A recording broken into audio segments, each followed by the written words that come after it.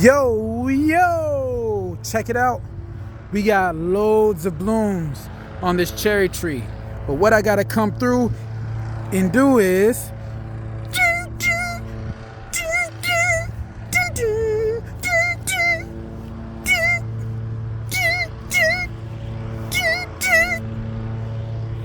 I'm out here thinning, taking about 30 blooms off of each branch, so that the fruit that does develop will be a nice size and I don't get a bunch of rocks, a bunch of pits all throughout here and, just little fruit, and by thinning, it allows me to get bigger ones. Just cutting off the commitment.